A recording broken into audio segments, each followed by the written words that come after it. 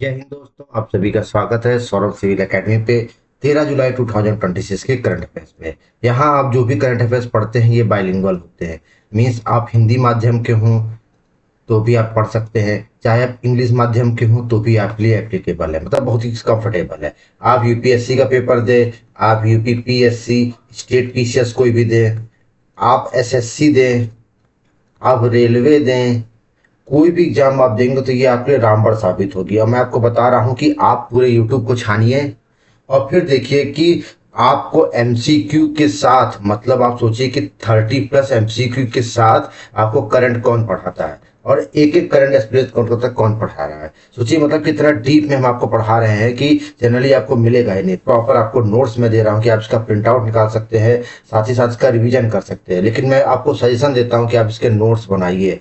आप per day क्या करिए, नोट डाउन करिए, ताकि आपकी क्या रिवीजन बना रहे, आपकी स्ट्रेंथ बनी रहे। क्योंकि आपको नए बच्चों का पुराने बच्चों को कंप्लीट करना है तो करंट अफेयर्स उनके लिए क्या होने वाला है, ब्रह्मास्त्र होने वाला है। चलिए स्टार्ट करते हैं आज करंट अफेयर 13 जुलाई 2026 की ग्लोबल एयर पावर रैंकिंग 2026। देखिए अभी अभी क्या हुआ है कि वैश्विक स्तर पे वायु शक्ति रैंकिंग जारी हुई है। कौन जारी करता है, पहला सवाल, world directory of modern military craft, मतलब WDMMA, world directory of modern military aircraft ये रैंकिंग जारी करता है। अच्छा, ये क्या करता है, ये रिपोर्ट विश्व स्तर पर विभिन्न वायुसेनाओं की कुल क्षमताओं का मूल्यांकन करती है। मतलब रिपोर्ट क्या करती है, इवेल्युएशन करती है। जितनी भी सर्विस कैपेसिटी है, जितने भी आपके देश की सेनाएं हैं, इनके अंदर क्या क्षमताएं हैं, उसको करता है। अगर अपने भारत की बात करें तो भारत की रैंक, ओवरऑल रैंकिंग क्या है, आईएएफ मतलब क्या है, मतलब ग्लोबली तौर पे देखा जाए तो ओवरऑल रैंकिंग भारत की कितनी है, 6th है। लेकिन हम आईएएफ मतलब भारतीय वायुसेना के देखें तो भारतीय वायुसेना की रैंकिंग कितनी है, 6th रैंकिंग है। किस पैरामीटर को देखा गया, टोटल नंबर ऑफ एयरक्राफ्ट को देखा गया, मॉडर्नाइजेशन देखा गया और लॉजिस्टिक कैपेसिटी देखा गया। मतलब logistic capacity, number of aircraft और और क्या कहते हैं कि मॉडर्नाइजेशन के तौर पे आईएएफ मतलब भारतीय वायुसेना की कौन सी रैंक आई है, 6th आई है। लेकिन समग्र सूचकांक कितना है, 6th है। अच्छा, भारत के पहले कौन कौन है, भारत के पहले तो यूएसए है, दूसरा कौन है, रसिया है, तीसरा जो है हमारा विश्व गुरु भारत है और चौथा आपका क्या है, चाइना है। मतलब कि इस रैंकिंग में भारत ने चीन को पीछे छोड़ दिया है, ये ध्यान रखिएगा। Question, which organisation release the global air power ranking report 2026, कौन जारी करता है, world directory of modern military aircraft, मतलब world directory of modern military aircraft ranking जारी करता है। Consider the following statement regarding global air power ranking 2026। India overall ranking across service is 6 globally. क्या कह रहा है कि ओवरऑल भारत की 6 है, बिल्कुल सही है। क्या कह रहा है, सभी सेवाओं में भारत का समग्र सूचकांक 6 है, बिल्कुल सही बात है, ये 6 सूचकांक है भारत का। अच्छा, और क्या कह रहा है कि इंडियन एयरफोर्स की तीसरी रैंक है टोटल नंबर ऑफ एयरक्राफ्ट और मॉडर्नाइजेशन में। यही बात सही है भैया कि कुल संख्या ले लीजिए, आधुनिकीकरण ले लीजिए तो वायुसेना कौन सा स्थान है, तीसरा स्थान है। तो मतलब क्या हो गया, ए बी दोनों सही हो गया आपका। देखिए मतलब इतने अच्छे अच्छे क्वेश्चन मैं आपको कराता हूँ कि क्या बताया जाए। Given below two statement, the IAF is placed under the rank third in specific component under the global air power ranking 2026। बिल्कुल सही बात कह रहा है। कह रहा है भारतीय वायुसेना को वैश्विक वायु शक्ति रैंकिंग घटकों में तीसरे स्थान पर रखा गया है। अरे काहे रखा गया है, ये देखते हैं। India completely surpass China in total में, नहीं नहीं नहीं, ये क्या बोल रहा है कि भारत ने कुल सैन्य क्षमताओं की संख्या और लालची संख्या इनको पूरी तरह से छोड़ दिया, पूरी तरह थोड़ी भी छोड़ दिया है, पूरी तरह भी थोड़ा छोड़ा है। तो इसलिए क्या है कि सी वाला गलत, ए आपका बी आपका गलत हो गया, ए आपका सही हो गया, तो ए सही है और क्या हो गया, गलत हो गया। इसलिए तो ऑप्शन नंबर कौन सा हो गया, सी हो गया। ठीक, इसको नोट करिएगा। Next topic, India New Zealand bilateral agreement. देखो ये बहुत ही महत्वपूर्ण है, ये बहुत बहुत बहुत महत्वपूर्ण है, मतलब इससे ज्यादा महत्वपूर्ण सवाल मतलब नहीं है आज के टॉपिक में। देखिए प्रधानमंत्री जी नरेंद्र मोदी जी, आपको पता है नरेंद्र मोदी जी 3 देशों की यात्रा में गए। पहले कहाँ पर गए, इंडोनेशिया में गए। इंडोनेशिया के बाद कहाँ पर गए, ऑस्ट्रेलिया में गए। ऑस्ट्रेलिया के बाद कहाँ पर गए, न्यूजीलैंड के पास गए। कहाँ पर गए, न्यूजीलैंड की यात्रा पर गए। तो इन 3 देशों की यात्रा में प्रधानमंत्री जी आखिरी में कहाँ पहुंचे, न्यूजीलैंड पहुंचे। यहाँ पर क्या है कि इन्होंने कुछ एग्रीमेंट साइन किए। क्या साइन किए, कुछ एग्रीमेंट साइन किए। Signed the official visit of Narendra Modi to New Zealand में नेटिव में। अच्छा देखिए, जब प्रधानमंत्री जी एयरपोर्ट पे उतरे तो वहाँ की एक मौरी कम्युनिटी, वहाँ की मतलब क्या है कि मूल, जैसे मूल निवासी जो होते हैं वो कौन है, मौरी। आपको पता है कि क्या कहते हैं कि न्यूजीलैंड वगैरह में ब्रिटिशर्स गए तो काफी मात्रा में जो ब्रिटिशर्स तो बसे ही है, लेकिन वहाँ जो मेजर जो क्या कहते हैं कि नेटिव कम्युनिटी कौन सी, मौरी। तो तो वहाँ की मौरी कम्युनिटी ने उनका पहले तो भव्य स्वागत किया। आप देखते होंगे कि जैसे कोई भी देश के राष्ट्रीय अध्यक्ष वगैरह आते हैं तो उनका स्वागत किया जाता है। भव्य मतलब उस तरीके से किया जाता है, पारंपरिक तरीके से। तो मतलब आप ये कह सकते हैं पारंपरिक तरीके से मौरी कम्युनिटी ने उनका स्वागत किया। यहाँ के प्रधानमंत्री कौन है? Christopher Luxon. ये याद रखिए, कौन से प्रधानमंत्री है? क्रिस्टोफर लक्सन यहाँ के क्या है? प्रधानमंत्री जी है। इन्होंने भी इनका स्वागत किया था, एयरपोर्ट में इनकी आगवानी की। साथ ही साथ क्या है कि भारत ने डिजास्टर मैनेजमेंट, डिफेंस मतलब आपदा प्रबंधन, रक्षा, डेयरी उद्योग, कृषि, इन सब में क्या किया है? टूरिज्म पे हो गया, इन सब पे क्या किया है? एग्रीमेंट किया। किसके साथ किया है? न्यूजीलैंड के साथ। अच्छा, पहला क्या है कि कृषि में क्या क्या? Dedicated kiwi food action plan launch along with the state to centre excellence in Nagaland and and Uttarakhand. ये क्या होता है? उत्तराखंड है। मतलब क्या है कि दो उत्कृष्टता केंद्र स्थापित किए जा रहे हैं। कहाँ कहाँ पर किए जा रहे हैं? एक उत्तराखंड में, एक नागालैंड में। न्यूजीलैंड की मदद से एक कीवी फूड एक्शन प्लान बनाया जाएगा और दो उत्कृष्टता केंद्र कहाँ पर? यूके मतलब उत्तराखंड और नागालैंड में स्थापित किए जाएंगे। साथ ही साथ जो आप सुनेंगे national centre for polar and ocean research है और यूनिवर्सिटी ऑफ कैंटरबरी, दोनों ने क्या किया? आपस में क्या किया है? समझौता किया। इनके बीच आपस में समझौता हुआ है। साथ ही साथ national institute of food technology, national institute of food technology कुंडली और क्या मिसा यूनिवर्सिटी के साथ क्या हुआ है? समझौता हुआ है। दोनों साथ क्या हुआ है? समझौता हुआ है। ये याद रखिएगा, ट्रीटी हुई है। दूसरी तीसरी चीज क्या हुई है कि भारत ने 2023 में क्या बनाया था? एक अलायंस बनाया था। क्या बनाया था? एक अलायंस बनाया। इसका नाम क्या था? Global biofuel alliance. तो भारत ने ग्लोबल बायोफ्यूल अलायंस में क्या है कि न्यूजीलैंड को क्या कर लिया? शामिल कर लिया है। साथ ही साथ न्यूजीलैंड ने जो, ये देखिए जो लिखा है लोथल गुजराती, यहाँ पर नहीं होगा, ये यहाँ पर लिख लीजिए, यहाँ पर होगा, ये गलत हो गया है ना। साथ ही साथ क्या है कि न्यूजीलैंड भारत का जो एक नेशनल मैरीटाइम हेरिटेज कॉम्प्लेक्स बन रहा है। कहाँ पर है? Lothal.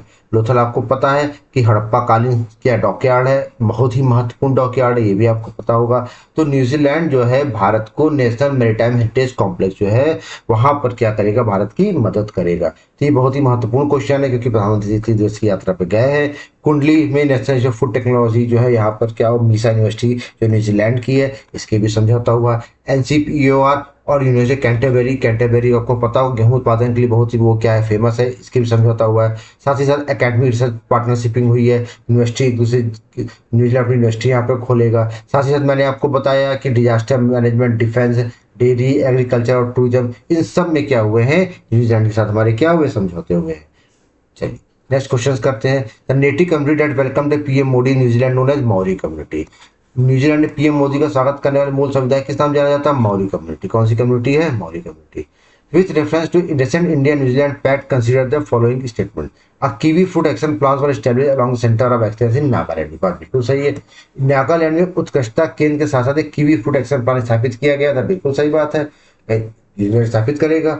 New Zealand officially join the global biofuel. हाँ ये भी सही, न्यूजीलैंड अधिकारिक तौर पर ग्लोबल बायो अलायंस में क्या हो गया? बायोफ्यूल अलायंस में शामिल हो गया। ये भी सही है। सी सही हो गया इसका, एक दोनों दोनों सही है। Academic collaborators were established between India Technical Institute and New Zealand university during the PM visit. ये बात बिल्कुल उचित बोल रहा है। क्या कह रहा है? पीएम की यात्रा के दौरान भारतीय तकनीकी संस्थानों और न्यूजीलैंड के विश्वविद्यालयों के बीच शैक्षणिक सहयोग स्थापित किया गया। बिल्कुल सही बात, स्थापित किया गया। भाई दोनों ने बोला कि हम टूरिज्म वगैरह कई समझौते हुए ही, मैंने आपको बताया। New Zealand want to compete replace Indian trade and India with defence hardware technology. ना, ये रिप्लेस थोड़ी करेगा इंडिया न्यूजीलैंड। ये थोड़ी कहा कि कृषि को क्या कहते हैं? रक्षा से रिप्लेस करते हैं। ऐसा बिल्कुल गलत है। तो क्या हो गया? ए सही है और क्या गलत हो गया? देखिए न्यूजीलैंड जो है मिल्क प्रोडक्शन में बहुत तेज है। तो भारत अपनी एग्रीकल्चर क्यों खराब करेगा? भाई एग्रीकल्चर भारत खराब करेगा तो किसान क्या होगा? दूध उत्पादन भारत क्या होगा? इसलिए भारत जो है समझौते वही करता है जो देश के हितों में होते हैं। चलिए, India Australia cyber crime pact. ये क्वेश्चन एक छूट गया था आपका कुछ दिन पहले। तो ये मतलब भारत ऑस्ट्रेलिया के बीच में साइबर क्राइम पैक्ट 2026 हुआ है। इसके तहत क्या है कि द्विपक्षीय समझौता हुआ है। किसके किसके बीच? भारत ऑस्ट्रेलिया के बीच हुआ है। किस लिए हुआ है? कि जो साइबर क्राइम होता है इसको क्या करने के लिए इसको क्रब करने के लिए, साइबर क्राइम पे विजय पाने के लिए, इसको खत्म करने के लिए ही और या इसको काबू पाने के लिए एग्रीमेंट हुआ है। क्या होगा इस पर? रियल टाइम इंटेलिजेंस शेयरिंग, मतलब अपने दूसरे दोनों डेटा शेयर करेंगे। साइबर थ्रेट के बारे में दूसरे से शेयर करेंगे। कैसे डिजिटल इंफ्रास्ट्रक्चर को स्ट्रांग बनाया जाए, कैपेसिटी बिल्डिंग पे मदद करेगी न्यूजीलैंड भारत एक दूसरे की। Mutual legal assistance and framework for track international cyber fraud and operating across border. और बॉर्डर अक्रॉस जो है साइबर फ्रॉडलैंड वगैरह को पकड़ने के लिए लीगल असिस्टेंस, जो भी कानूनी पचड़े होते हैं उनसे रिलेटेड जो भी होगा ये भारत न्यूजीलैंड आपस में करेंगे। India sign a dedicated pact in 2026 to stop cyber crime to which country? Australia. Bharat ने हाल ही में 2026 में साइबर अपराधों को रोकने के लिए से समर्पित समझौते पर हस्ताक्षर किया ऑस्ट्रेलिया के साथ। The agreement focus in the consider the regarding the India Australia pact 2026, Bharat Australia समझौता 2026। The agreement focus entirely conventional maritime boundary disputes, नहीं डिस्प्यूट्स के थोड़े साइबर क्राइम से गलत है। ये समझौता पूरी तरह पारंपरिक समुद्री सीमा विवादों पर केंद्रित है, गलत, समुद्री सीमा पर थोड़े है। Joint intelligence sharing regarding the transnational cyber crime threat to key pillar of prepare, हाँ ये बात सही है। ट्रांसनेशनल मतलब एक से दूसरे देश में जो साइबर खतरे हो रहे हैं उसकी खुफिया जानकारी साझा करने के लिए हुआ, ये बात बिल्कुल सही है। केवल आपको सही है, साझा खतरे साइबर क्राइम से रिलेटेड यही सबसे एग्रीमेंट हुए हैं। हमारा उनका बॉर्डर डिस्प्यूट कहाँ से रहेगा, हमारा बॉर्डर कंट्री थोड़े है। Institutional mechanism for tackling cyber fraud are expanding between India and Australia, Bharat और ऑस्ट्रेलिया के बीच साइबर धोखाधड़ी पर नजर रखने के लिए संस्थागत तंत्र का विस्तार हो रहा है, ये बात बिल्कुल सही। इंस्टीट्यूशन संस्थागत विस्तार क्यों हो रहा है, दोनों एग्रीमेंट कर रहे हैं, दोनों आगे बढ़ रहे हैं, दोनों डेटा शेयर कर रहे हैं दूसरे से, तो विस्तार तो हो रहा है, बात सही है। क्यों हो रहा है, क्योंकि साइबर क्राइम पॉसेस सिग्निफिकेंट थे digital economy and national security framework for वो डेमोक्रेटिक नेशन, हाँ क्योंकि दोनों लोकतांत्रिक देश हैं और दोनों की अर्थव्यवस्था डिजिटल बन रही थी जिसे, तो देश के राष्ट्रीय सुरक्षा ढांचे के लिए महत्वपूर्ण खतरा हो सकता है। इसीलिए दोनों लोग तो क्या कर रहे हैं, अपने साइबर जो क्राइम की जो मैकेनिज्म है उसका जो है क्या कर रहे हैं, लीगल विस्तार कर रहे हैं। तो SIR से उसका क्या हो गया, एक्सप्लेनेशन। ठीक, नेक्स्ट करते हैं question topic globally liability index report. देखिए ग्लोबल लायबिलिटी इंडेक्स रिपोर्ट जारी हुई है। पहला सवाल पूछ सकता है कि जारी कौन करता है, इकोनॉमिक इंटेलिजेंस यूनिट, मतलब ग्लोबल लायबिलिटी इंडेक्स को जारी कौन करता है, इकोनॉमिक इंटेलिजेंस यूनिट। अच्छा ये इंडेक्स क्या बताता है, ये इंडेक्स बताता है कौन कौन से शहर जो है रहने लायक है, रहने लायक मतलब कहाँ पे रहन सहन अच्छा है, कहाँ पे रह के अच्छे से रह सकते हैं। ठीक, तो पहले अगर देखा जाए तो पहली रैंक किसकी, कोपेनहेगन। कोपेनहेगन आपको पता है डेनमार्क की राजधानी है, तो पहली रैंक किसकी है, कोपेनहेगन की, जो मोस्ट लिवेबल सिटी है, सबसे अच्छा रहने लायक शहर कौन सा है, कोपेनहेगन। दूसरे नंबर पर कौन है, वियना। आपको पता है ऑस्ट्रिया की राजधानी क्या है, वियना, वियना हो गया। मेलबर्न, मेलबर्न कहाँ पर है, ऑस्ट्रेलिया, जहां पर अभी अभी हमारे माननीय प्रधानमंत्री जी गए थे, मेलबर्न में। दूसरा क्या हो गया, वियना हो गया। और सबसे जो बेकार लिवेबल सिटी है वो कौन सा है, दमिश्क। दमिश्क का सीरिया कैपिटल क्या है, दमिश्क, ये सबसे लीस्ट लिवेबल सिटी है। अच्छा, अगर पैरामीटर्स किस किस बेस पे मतलब ये तैयार किया जाता है कि कौन सा रहने लायक है कि नहीं है, तो हेल्थ वहाँ की कैसी है, हेल्थ स्ट्रक्चर, इन्वायरमेंट पर्यावरण कैसा है, इंफ्रास्ट्रक्चर कैसा है वहाँ का, वहाँ की शिक्षा नीति कैसी है, इन सब के आधार पर लिया जाता है। भारत का एक शहर है जो राजधानी है भारत की, न्यू दिल्ली, उसका कौन सा 120वां स्थान है। Which city rank first in the global liveability index 2026 में कौन सा पहला आया है, कोपेनहेगन, डेनमार्क की राजधानी। वैश्विक जीवंतता सूचकांक 2026 में किस शहर को पहला स्थान मिला, कोपेनहेगन, डेनमार्क की कैपिटल को। Consider the following statement regarding global liveability index के संदर्भ में निम्नलिखित कथनों पर विचार कीजिए। देखिए वर्ल्ड इकोनॉमिक कह रहा है कि compiled and published by world economic forum, गलत जवाब, ये विश्व आर्थिक मत जारी नहीं करता तो गलत हो गया। दूसरा क्या कह रहा है, new Delhi is placed 120 position, हाँ ये सही कि नई दिल्ली की कौन सी सूचकांक में नई दिल्ली को 120वें स्थान पर रखा गया, ये सही है, तो क्या दूसरा सही हो गया। कंसीडर द फॉलोइंग स्टेटमेंट, दमिश्क Syria feature at the bottom of the EIU के लिएबिलिटी इंडेक्स में सीरिया के दमिश्क का सबसे आखिरी स्थान है, बात बिल्कुल सही है। High score in health infra and peaceful environment contribute directly to lower liveability index, बात बिल्कुल सही। क्यों लोअर स्थान है भैया, लेकिन क्या कह रहा है कि स्वास्थ्य बुनियादी ढांचे और शांतिपूर्ण वातावरण में उच्च अंक सीधे कम जीवनता रहे, कम कैसे हो सकता है जी, ज्यादा होगा ना, लोअर तो करेगा नहीं। अगर ये सब अच्छा है तो लोअर लिवेबिलिटी इंडेक्स हाई जाएगा, तो क्या हो गया, ए सही, आर क्या हो गया, गलत होगा। नेक्स्ट, अभी अभी क्या हुआ, आपने सुना होगा कि political leadership shift in Britain, आपने सुना होगा कि लेबर पार्टी सरकार बनी थी, वहां पर कियर स्टारमर थे, इन्होंने रिजाइन दे दिया था, प्रधानमंत्री थे, इन्होंने क्या दे दिया, रिजाइन दे दिया था। लेकिन अभी अभी क्या हुआ है, तब से एक्टिंग PM के रूप में कार्य कर रहे थे ब्रिटेन के, लेकिन अभी अभी क्या है कि एंडी बरहम, कौन है, एंडी बरहम जो है ब्रिटेन के नए प्रधानमंत्री बनने जा रहे हैं। ये लेबर पार्टी से है, क्योंकि लेबर पार्टी के वहां पे बहुमत है। अच्छा, ये किसको सक्सीड करेंगे, मैंने बताया केयर स्टारमर को, क्योंकि पार्टी में कुछ इंटरनल पार्टी शिफ्ट हुआ कि भाई वहां के सांसद लोग क्या इनको नहीं चाहते, तो सांसद उनको हट गए, इन्होंने खुद रिजाइन दे दिया था। 20 जुलाई को ये शपथ लेंगे। और क्या है, मतलब इनका प्रोमिनेंट बैकग्राउंड है, और ये ग्रेट मैनचेस्टर के क्या रह चुके हैं, मेयर भी रह चुके हैं। ग्रेट मैनचेस्टर के ये मेयर भी रह चुके हैं। Who is scheduled to oath as the UK PM on 20 July, Andy Burnham. 20 जुलाई 2026 को यूके के प्रधानमंत्री में शपथ लेने वाले कौन है, Andy Burnham. He belongs to the consider the following statement relating to Andy Burnham. कह रहा है कि एंडी बरहम के संदर्भ में निम्नलिखित कथनों पर विचार करिए। ही बिलोंग टू कंजर्वेटिव पार्टी, गलत जवाब। अभी हमने आपको बताया ना कि लेबर पार्टी से, तो ये गलत हो गया। He previous serve mayor of great Manchester, हाँ ये सही है कि ग्रेट मैनचेस्टर के मेयर थे, दूसरा सही हो गया। Consider the following statement, Andy Burnham is taking over the top leadership position in the British government. बिल्कुल सही बात है, एंडी बरहम जो है ब्रिटिश सरकार में शीर्ष नेतृत्व संभालने जा रहे हैं। बात एकदम उचित है। क्यों? क्योंकि labour party hold the majority and mandate from the government. हाँ बिल्कुल सही बात, क्योंकि लेबर पार्टी में मैंडेट है, बहुमत है, जनादेश है, इसीलिए सरकार बनाने जा रहे हैं। बात बिल्कुल उचित है, तो ए भी दोनों सही उसका, इसमें सिंधु बात। जापान रीयूजेबल रॉकेट, देखिए अभी अभी क्या है कि आरवीएक्स नाम का जापान ने एक रीयूजेबल, मतलब इसको दोबारा से यूज किया जाता है, मतलब इसको आप टेक ऑफ भी करेंगे और लैंड भी करेंगे, मतलब फ्लाई ऑफ भी कर सकते हैं, लैंड भी कर सकते हैं, तो उसको दोबारा यूज कर लेंगे। मतलब Japan successfully tested the explosion entity achieve low cost access. देखिए इससे फायदा क्या होगा, रॉकेट बनाने में करोड़ों अरबों रुपए लगते हैं, पहली बात। दूसरी चीज क्या है कि एक बार यूज कर लिया, हम दोबारा यूज आता नहीं था, अब हमको इसको दोबारा यूज कर लेंगे तो हमें काफी कॉस्ट कटिंग हो जाएगी। क्या हो जाएगी? कॉस्ट कटिंग हो जाएगी, मतलब काफी हमारी लागत कम हो जाएगी। इसी वजह से क्या है कि जापान ने टेस्टिंग की आरवीएस रॉकेट की, 40 सेकंड की थी, मतलब इसके लिफ्ट ऑफ और वर्टिकल लैंडिंग 40 सेकंड का प्रोसेस था। और इसमें क्या है कि बेनिफिट क्या मिलेगा कि जो भी कॉस्ट कटिंग होगी, मैंने आपको बताया ही, कमर्शियल सैटेलाइट वगैरह की जो है लॉन्चिंग में कॉस्ट कटिंग होगी। इससे पहले काम किसने किया, आपको पता है कि चाइना, लॉन्ग मार्च रॉकेट इसने लॉन्च किया, चाइना नेट 10 भी, ये भी क्या था, लिफ्ट ऑफ हो जाता था और वर्टिकल लैंडिंग भी ये कर लेता था। Which country tested the reusable rocket name RBS, किस देश ने आरबीएस नाम का पुनः प्रयोज्य रॉकेट का परीक्षण किया है, किसने किया? Japan. Consider the following statement regarding usable development. The lift off and vertical landing cycle of Japanese RBS taking approximately 40 second. ये कितना लेता है? 40 सेकंड लेता है, बिल्कुल सही बात। जापानी आरबीएस लिफ्ट ऑफ और वर्टिकल लैंडिंग का चक्र 40 सेकंड का समय मिलता है, बिल्कुल सही बात है। China counterpart is visible engineers include the Long March 10 B, बिल्कुल सही बात है। कह रहा है पुनः प्रयोज रॉकेट जिनमें चीन के समकक्ष विकास में लॉन्ग मार्च 10 बी भी शामिल है। बात बिल्कुल सही, 10 बी तो शामिल है ही चाइना का। एक सही, दो सही, इसका क्या है? दो सही हो गया। Reusable rocket technology is highly desired bye modern global space institute. हाँ एकदम उचित बात कह रहे थे कि आधुनिक समय में स्पेस टेक्नोलॉजी का बहुत तेज से यूज हो रहा है। देख रहे हैं कि मतलब चाहे स्पेस एक्स हो, चाहे स्टारलिंक कंपनी हो, जितनी जितनी कंपनी सब स्पेस सेक्टर में तो धूम मचाई हुई है।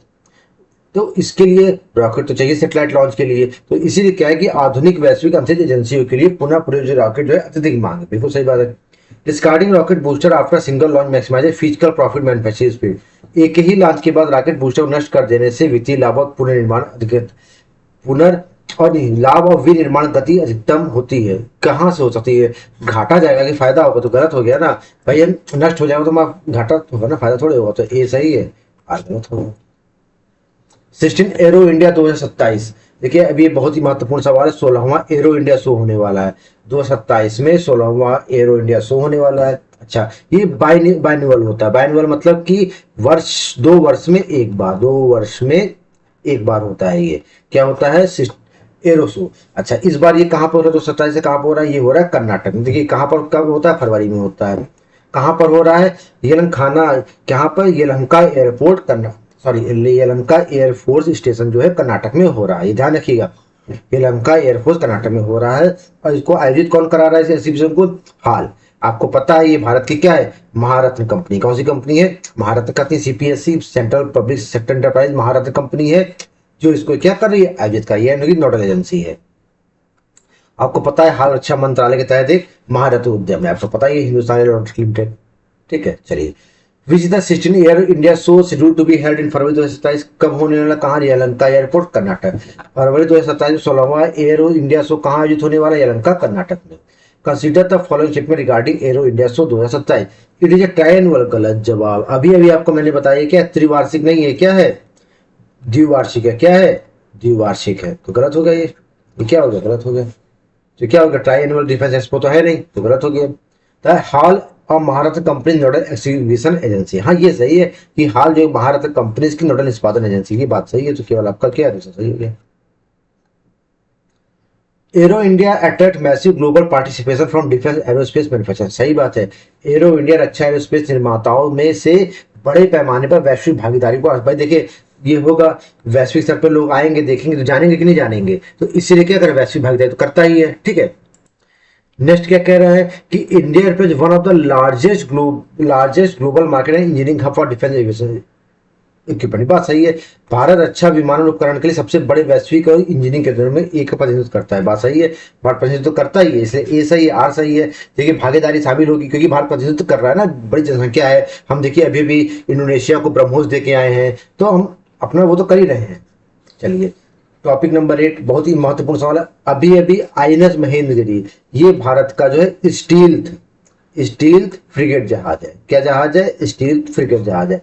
स्टील्थ मतलब रडार में नहीं आएगा, किसमें नहीं आएगा? रडार में नहीं आएगा। फ्रिगेट मतलब क्या है? स्मॉल वॉरशिप है, मतलब छोटा जो है युद्धपोत है, छोटा जंगी जहाज को क्या कहते हैं? फ्रिगेट कहते हैं। और स्टील मतलब रडार में नहीं आएगा। इसकी कमीशनिंग कहां पर हुई है दोस्तों? इसकी कमीशनिंग हुई है इंडियन नेवी में, विशाखापट्टनम आंध्र प्रदेश में। अच्छा, ये टोटल 7 जहाज बनाए जा रहे हैं, टोटल 7 जहाज बनाए जा रहे हैं अंडर प्रोजेक्ट 17A।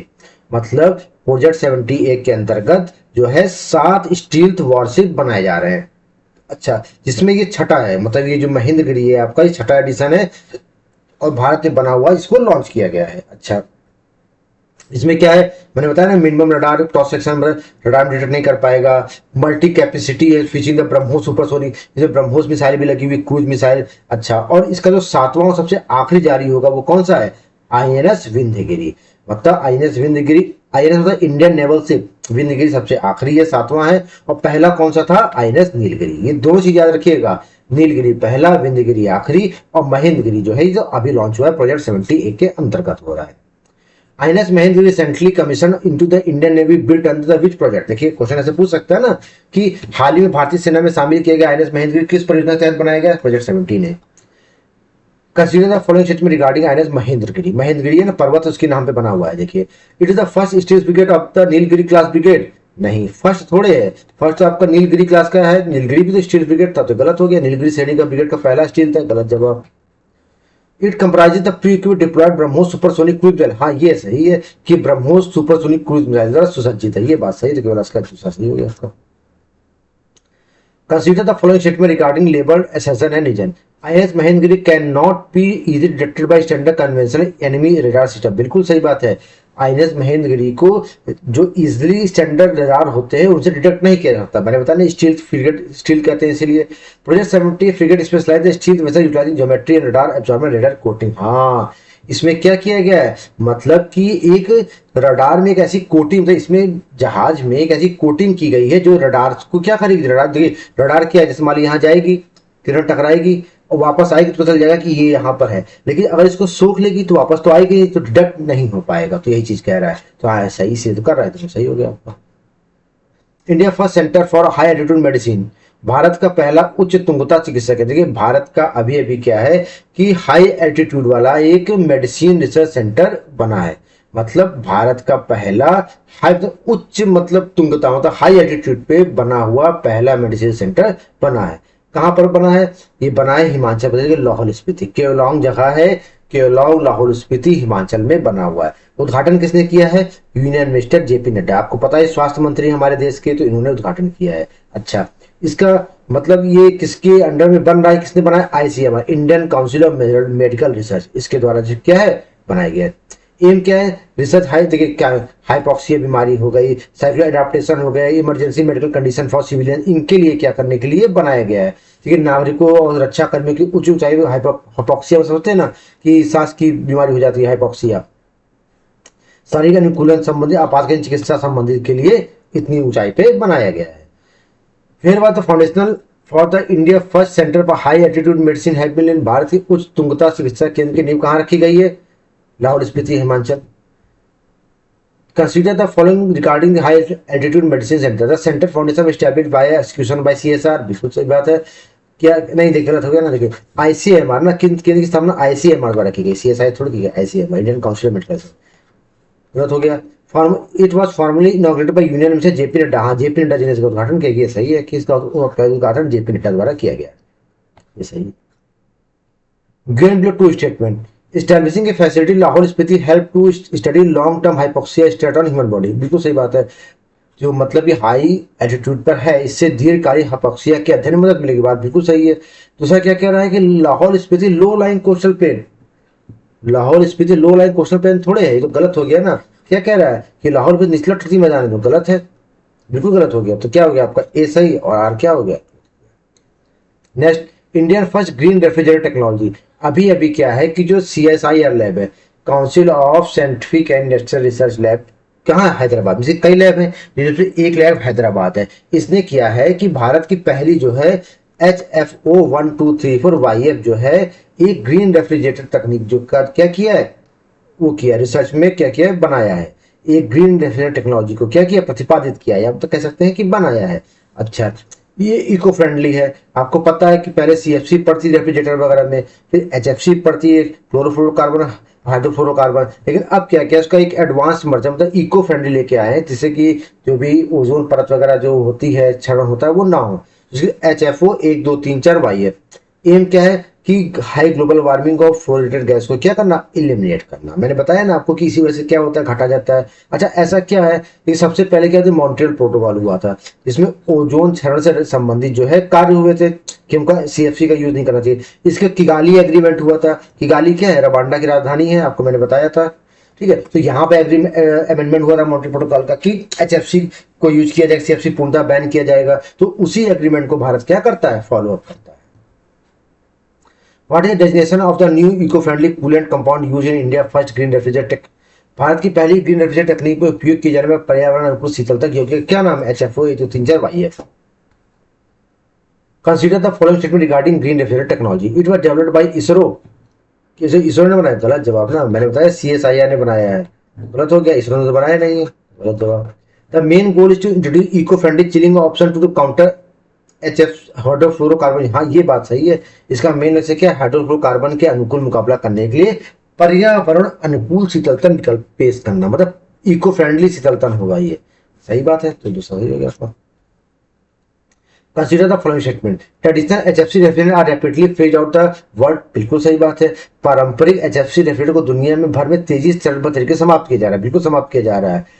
मतलब HFC जो हाइड्रोफ्लोरोकार्बन रेफ्रिजरेटर है, उनको तेजी से समाप्त किया जा रहा है। क्यों ऐसा किया जा रहा है, क्योंकि HFC बहुत उच्च ग्लोबल वार्मिंग क्षमता होती है, जलवायु परिवर्तन के सूचकांक को बदतर बनाती है। मतलब इसमें क्या होता है, ग्लोबल वार्मिंग तेजी से करती है और क्लाइमेट को वर्ष बनाती है, इसीलिए इसको चरणबद्ध तरीके से रिप्लेस किया जा रहा है। और क्या, HFO 1234YF को इंट्रोड्यूस किया गया।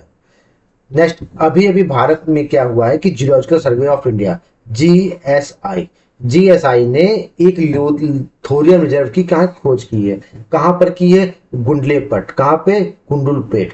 गुंडलुपेट कहाँ पर है, कर्नाटका में। तो गुंडलुपेट कर्नाटका में GSI ने एक बड़े थोरियम रिजर्व की क्या की है, खोज की है। बड़े प्राकृतिक भंडार पर मानचित्रण किया गया है। थोरियम क्या होता है, थोरियम आपको पता है कि ये क्या होता है, third stage of India stage in nuclear power programme. Bharat क्या है कि जो आपको पता है कि थोरियम भारत के 3 चरणों वाले स्वदेशी परमाणु ऊर्जा कार्यक्रम के तीसरे चरण के लिए महत्वपूर्ण संपत्ति है। जो न्यूक्लियर पावर होते हैं उनके लिए थोरियम क्या होता है, एक एनर्जी के रूप में काम करता है। आपको पता है कि वहां पे क्या कहते हैं, जो एटॉमिक पावर प्लांट होते हैं, हम देखिए भारत बम तो देखिए बनाता नहीं है। भारत कहता है कि शांति हम पहले उपयोग नहीं करेंगे, तो उसी के तहत भारत क्या करता है, अब न्यूक्लियर एनर्जी में प्रयोग करता है, बिजली वगैरह बनाने, परमाणु ऊर्जा में। तो उसके लिए थोरियम जो है बहुत महत्वपूर्ण होता है। Eight which location did the GSI discover large thorium reserve, कहाँ पे किया है, गुंडलेपेट कर्नाटक। गुंडलेपेट कर्नाटक। भारतीय भू वैज्ञानिक सर्वेक्षण किस समय विशाल थोरियम भंडार की खोज की, गुंडलुपेट कर्नाटक में खोजी। कहाँ पे की, गुंडलुपेट कर्नाटक में। Consider the following statement regarding thorium discovery. The exploration and observation में एक्चुअली नीति आयोग, अरे भाई नीति आयोग कहाँ से आ जाएगा भैया, GSI ना। अन्वेषण और प्रमाणीकरण नीति आयोग द्वारा निष्पादित किया गया, गलत जवाब। द डिस्कवरी रिजर्व था लोकेटेड जोग्राफिकल इनसाइड कर्नाटका। हाँ, ये बात सही है, खोजे गए भंडार भौगोलिक रूप से कर्नाटक के अंदर स्थित है, ये बात सही है। इसके बाद क्या हो गया आपका, बी सही हो गया। Given below the two statement, thorium utilisation is the primary focus of the first stage of the Indian nuclear.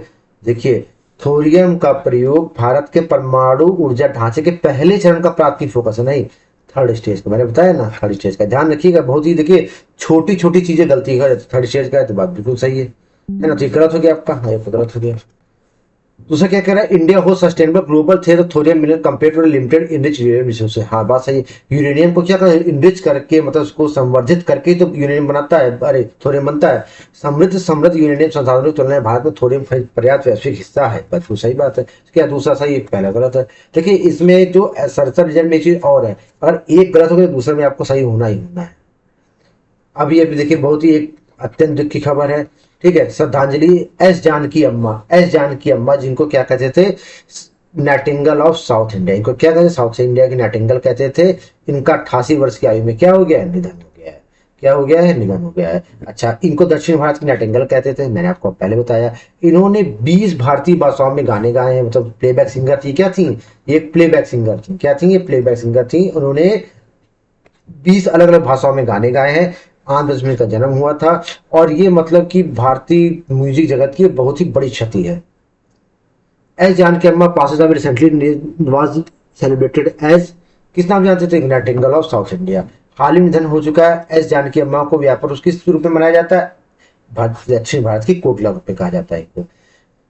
Consider the following regarding S Janaki Amma, she recorded a song as a to regional Indian language throughout her career. इतना गलत जवाब बोल रहा है। कह रहा है कि 2 रीजनल भाषाओं में थोड़े किए हैं, इन्होंने पूरे कैरियर में कम से कम 20 भाषाओं में किए। कितने भाषाओं में किए हैं, 20 भाषाओं में किए हैं। गलत जवाब। सी was born in Andhra Pradesh, ये सही में जन्म आंध्र प्रदेश में हो, ये सही है, ये मुझसे सही हो गया। लास्ट सवाल आज के सेशन का, जानकी अम्मा holds a prominent and deeply respected space in the Indian cinema history. बिल्कुल सही बात है। क्या कह रहा है कि एस जानकी अम्मा जो भारतीय सिनेमा जगत में महत्वपूर्ण इतिहास में अपना स्थान रखती। बिल्कुल सही बात है। सी कंपोज वेस्टर्न क्लासिक ऑर्केस्ट्रा, ना ना ना, अरे ये प्लेबैक सिंगर थी, हॉलीवुड की थोड़ी थी भैया, ये हमारे दक्षिण भारत नाइटिंगेल थी। तो क्या हो गया, हॉलीवुड प्रोडक्शन के लिए विशेष रूप से पश्चिमी ऑर्केस्ट्रा, गलत जवाब। तो क्या ये सही आर्गुमेंट हो गया। इस तरह से हमने आज करंट अफेयर्स कंप्लीट किए। आप लोग इसका नोट्स बनाइए, रिवीजन करिए। मिलते हैं नेक्स्ट लेक्चर में, तब तक के लिए जय हिंद, जय भारत।